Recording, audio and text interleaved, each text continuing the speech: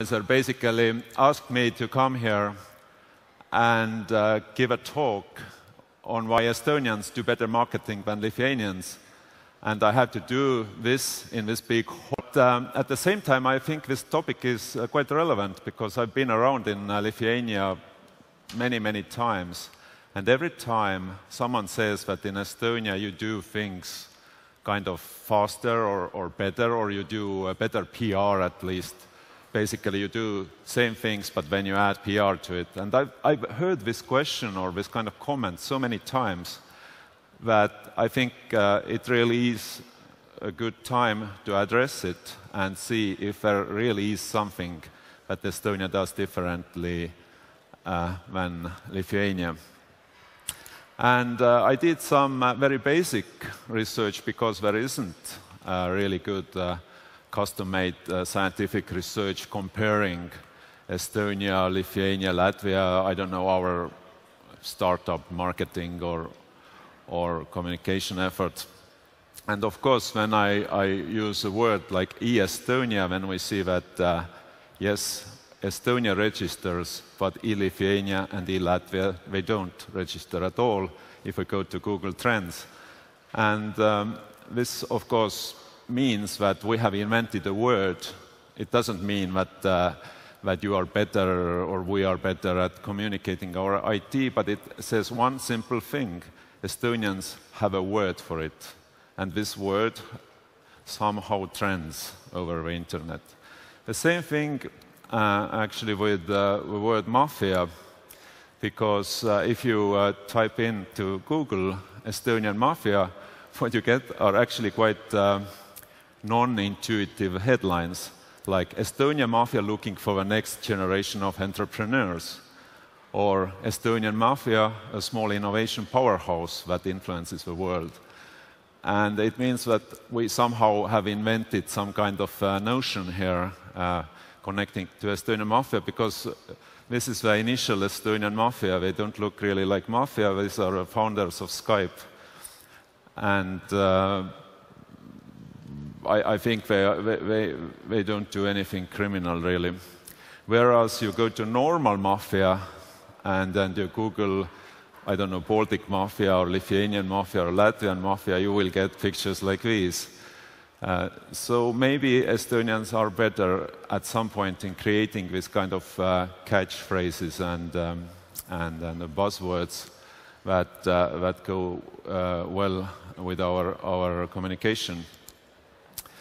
Also, there is some evidence that kind of resonates. I mean, if we compare our countries together, if we compare it from like some larger level, from European level, I think differences are not that big.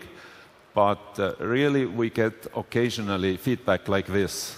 Like Barack Obama in 2014 said that, well, I should have called Estonians when we were setting up our healthcare website.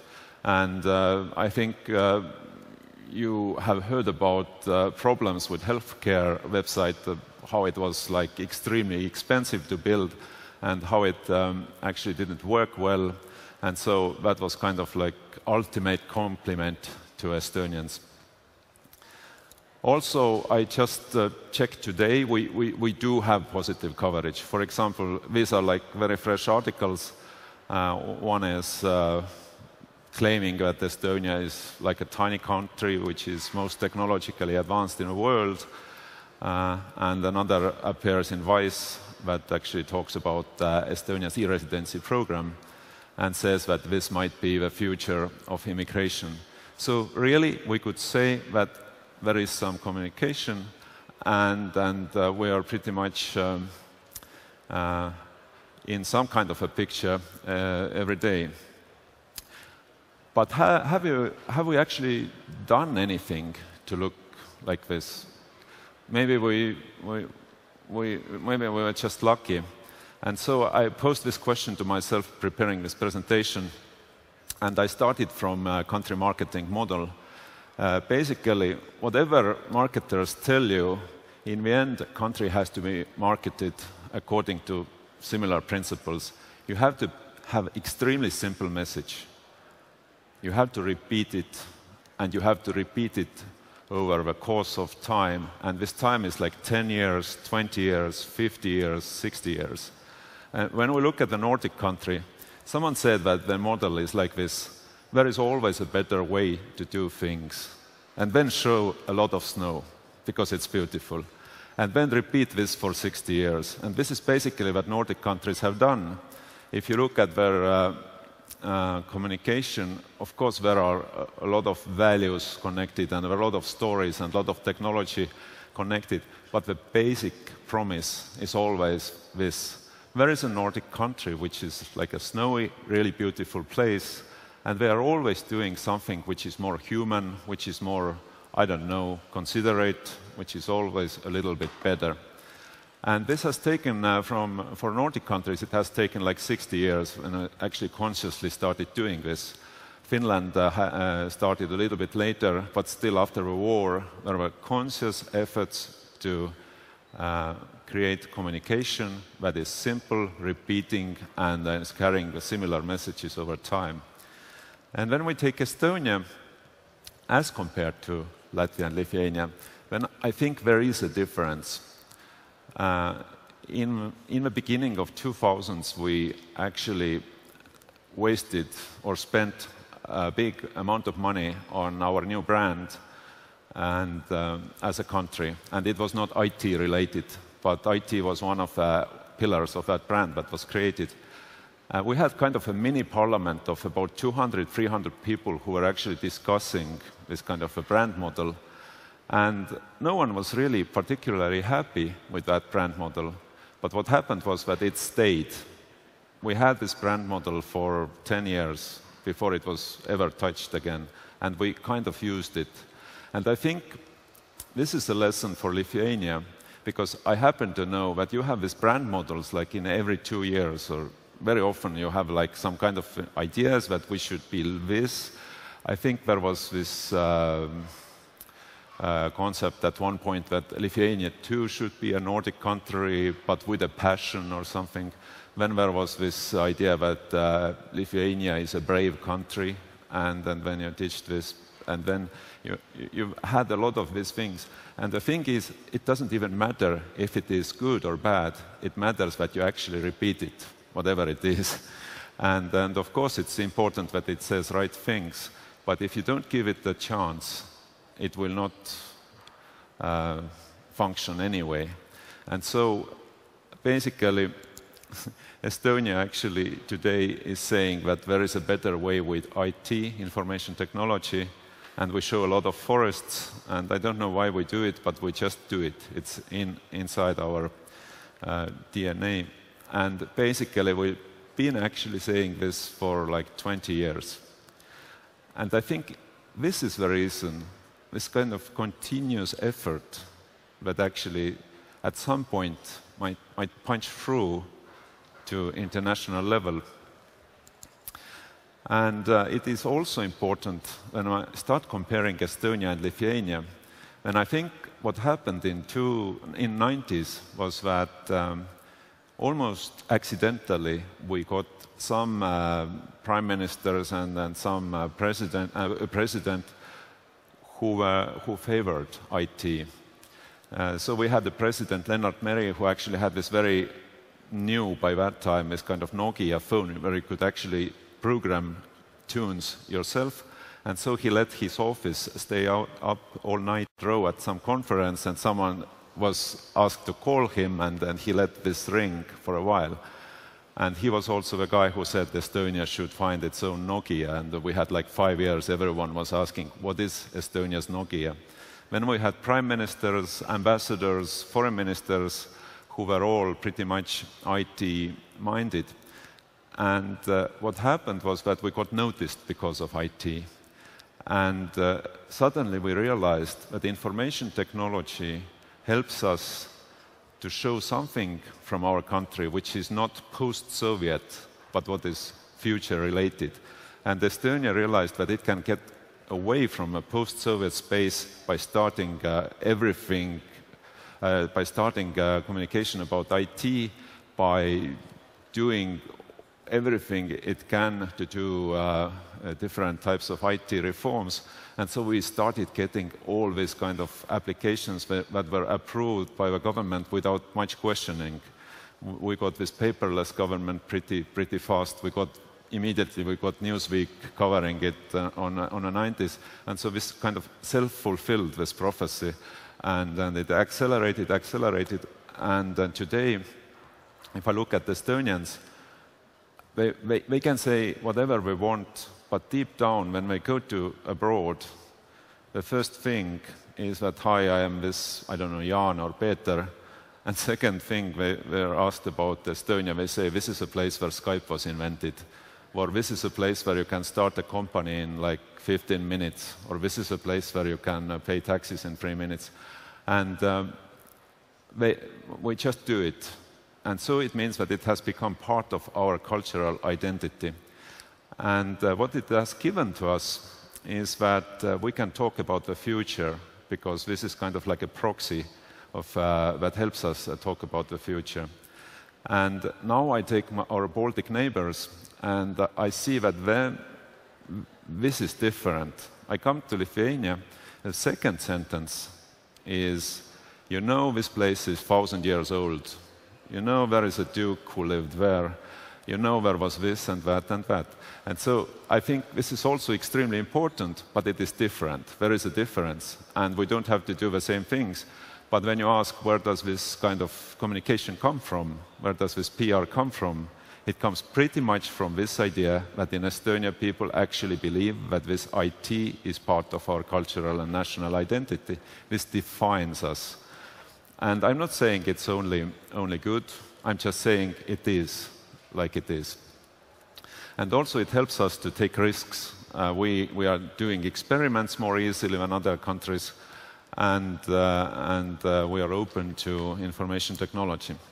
And so here's a picture of our president's son, our president's wife, and president's daughter.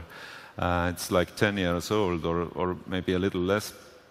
And it is even a little bit like a funny picture, but it shows how sincere Estonians were in the zeros, in the 2000s, that how we were like open to information technology. And I think we might even be too open, and there are bad sides to that. But it is a fact that we embrace it. One of the examples, e-voting, it is functional since 2005. I think now maybe 40% of people are actually e-voting, which means that you go to internet and you vote. And to my knowledge, it doesn't work like this anywhere on national elections. And I'm not even sure if it has to work in many other places, because, for example, I was recently in Turkey, and I was thinking that should Turkey embrace e-voting? And I realized that it's not possible. It would not be, the results would not be plausible to people. There will be a lot of problems, and also it would be like a huge hacking target. But in Estonia we do it already for more than 10 years, and it has become again something that we do so naturally that no one even questions it. It doesn't go without problems. For example, I can assure you that your phone is broken all the time, because all the applications you have there, you have to update them constantly. Something is wrong with them. And just imagine that your government is doing applications. These applications break too. And then you have your national identity built upon these applications. We're extremely proud on our e-government, and suddenly it doesn't work. What happens? People get, from one hand, they get really angry, and when they calm down, they still think that, okay, it's this kind of great e-society, but it is constantly a little bit broken. And that takes us to a problem, because governments are very much used to opening buildings and bridges and new objects with, like, there is a politician, he or she comes, they cut the tape, and it's really, really nice event. But with software, how can you do this? I mean, it has happened in Estonia so many times that politicians will come and open a new kind of database for elderly people or something, I don't know what, digital, some kind of service. They open it, people will use it, and in a week's time everyone is complaining that it doesn't work because it's, well, there are like problems with overload or whatever. And the politicians sometimes have to step down. And that has led us to understand that you cannot actually launch applications in the same way as you launch bridges. And when you look at companies, you see that companies actually launch software always as beta products. Even the most, like the richest companies in the world, they do it through beta testing. And they also say that the software is always a little bit broken by saying that we are just updating it all the time. And so I guess Estonia has had to learn this, and we are getting a little bit better with this. But as I said, if it is your national identity, part of it, you're very proud of it, then it is extremely difficult to admit that it actually can be sometimes broken. And this can lead us to kind of thinking which I call e-Narnia. You would say that actually our technology is the greatest, it works so well, everyone should like it, but when people come and listen to this story, they don't believe it, of course. And e-Narnia is, like there are so many people in Estonia who actually just have this faith in information technology. This is like a kind of like even a bad side of our identity issues, that you will be semi-religious about it. You say that it is always the best thing. It always works. So at some point I was thinking of it, and I thought that Estonia's religion, since we're not very religious people in Estonia according to statistics, and I realized that actually the biggest religion in Estonia is information technology, and its church is Skype. And to some ironic point, I mean, it actually works like this. And I do think that this is not a good thing, because this is not scalable. If you want Estonia's technology to scale over the world, we actually need to get rid of this e-Narnia type of thinking and start explaining to people what is happening and why we do these things. And this actually means that you have to take in critics, skeptics, people who are not on the same page as you. And so we have come up with this idea that we should have actually conferences of skeptics, e-governance skeptics in Estonia, in order to escape the e-Narnia problem, and in order to be really, how to say, open with the world. And to that end, I like this conference, that you have also very different people from very different walks of life.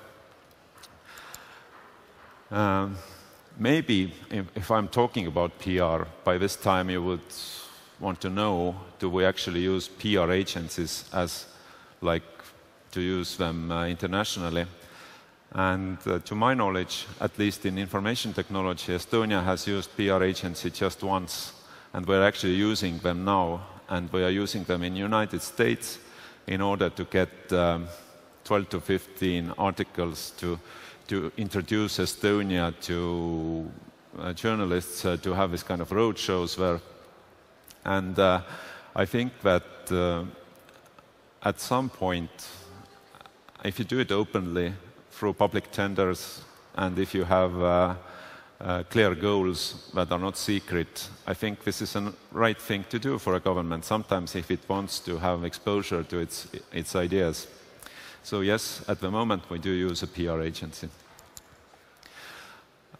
Another thing that you cannot take away from Estonia is the fact that Skype really was invented in Estonia, and these people are in their best years. And these people, because of the money that they got, they belong to the heart of, I don't know, networks that matter in that relation. They know Silicon Valley insiders personally, and as you might, when Pope was talking about issuing Beats Audio headphones to celebrities and how it worked, I think this network thing, it is a huge gain for a small country. It just means that if you know someone already who is just one step away from you, you will get a pitch, you will get a contact, you will get an interview. And since Estonia is a small country, so many people now get interviews in Silicon Valley, get pitches in Silicon Valley, or any other place that matters. And I think that this network, this gives you such a power that once you have used it, you will understand it, but otherwise you will probably even not. And you also, in Lithuania, have networks abroad, so you basically know how it works, but sometimes it looks like people underestimate this. I think that there is like equal chances to everyone, but it's unfortunate true because every country starts so many startups. You go whatever hubs in whatever European country, you see like hundreds of different ideas. Everyone's creating applications and whatever things. And there is just no chance that all these people can get this kind of, I don't know, even invites to pitches or whatever. And also I think that due to our public figures who have been very favorable to IT, we have actually had a good diplomacy contacts as well. And I think somehow Estonia's soft power also has helped, and I will come back to that in a minute. And out of all this, a strange thing has evolved, and this is called e-residency. It is basically a very simple idea, since we have so many services in place in Estonia, about 600 of different public services or functions that you can use. Not all of them work all the time, of course. And we have this ID card that is a backbone of this all. We realized that we can actually open up this ID card infrastructure to foreigners. So just imagine we have this kind of, you can create a company in 15 minutes, and then now all people from the world can use this service and also create company in 15 minutes. As an idea, this is like a huge idea, because in India, for example, you have to wait for 2 months before you get to know if your company name is okay. So there is like a large market for this kind of things. And so like people in Estonia started to think, especially Pavyko, who is like the brain behind it, and they realized that there are other potential services that Estonia can actually scale across the world. And so we started the e-residency project, and we fortunately quite on a last minute we realized that we have to name it beta product again, because otherwise it would already be quite under heavy criticism, because it's just a platform, just like an empty app store that is lacking a lot of apps.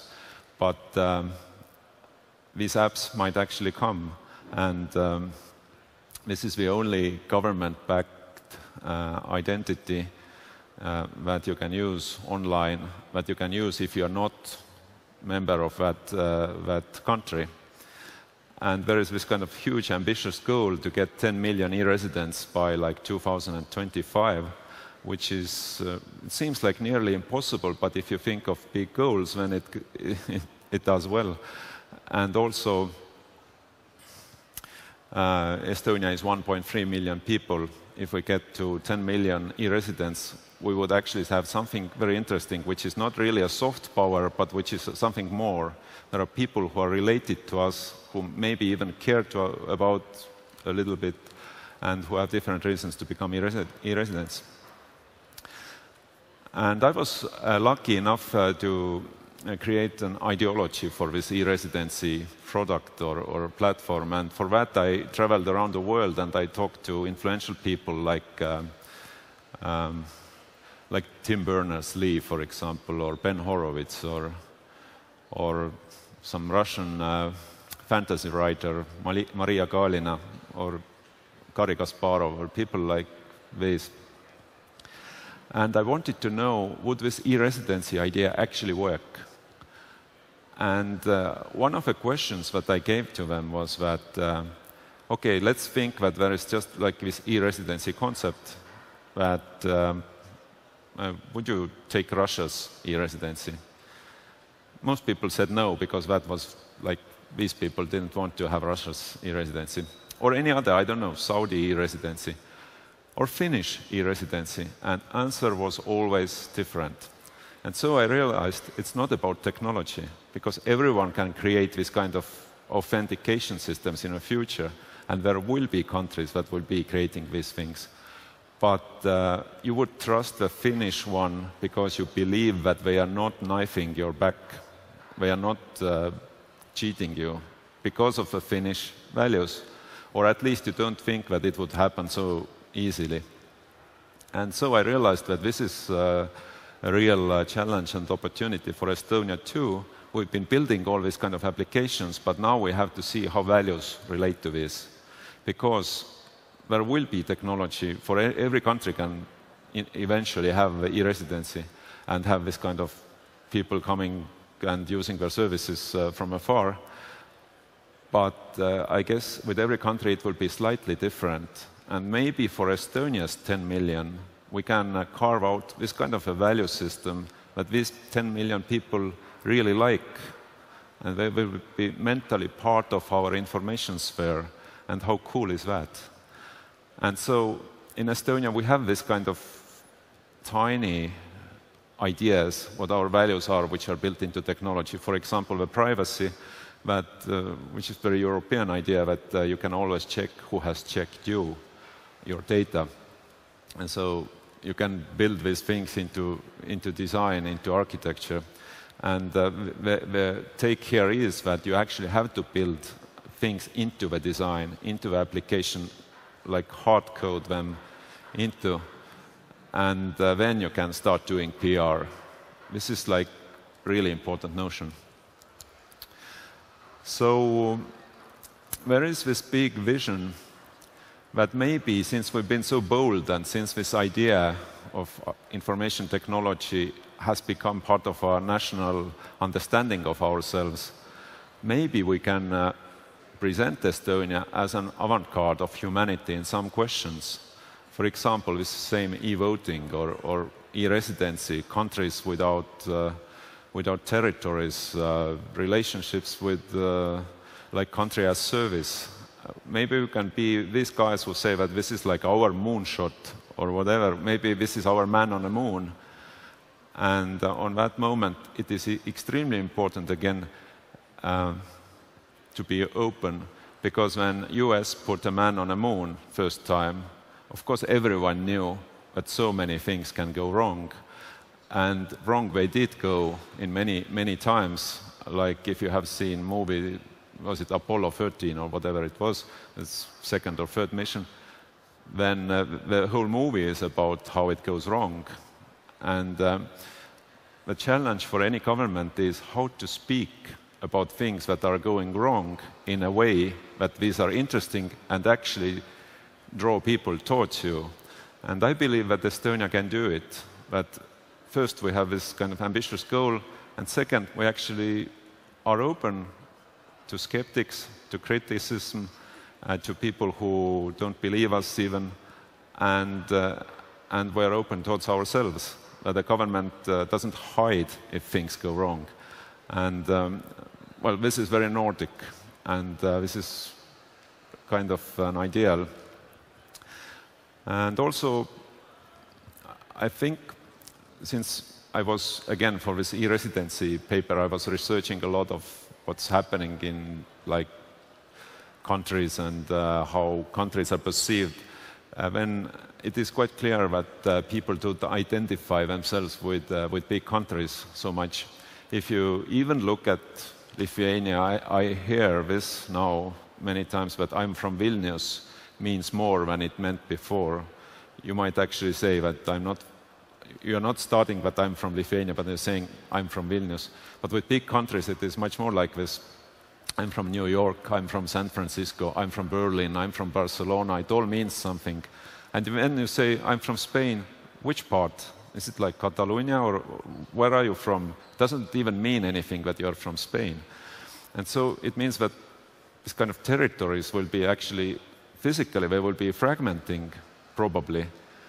And maybe small territories have this kind of interesting appeal here, because we are meaningful, we are kind of reachable, tangible, and I think Lithuania and Estonia are on that same level, that we are all kind of small on a world scale. But this all means that you have to find your voice, and I hope that Estonia finds this voice, that we actually, being at the avant-garde, we actually are able to scale our technologies by sharing our experiences and coming to all the people who are, by any means, want to be also in avant-garde in these technologies that we are developing. And I think that this would be tremendously good PR as well. And we would continue to have this kind of, maybe even growingly so, all these kind of nice reports that we are enjoying at the moment. Well, that was it. Thank you.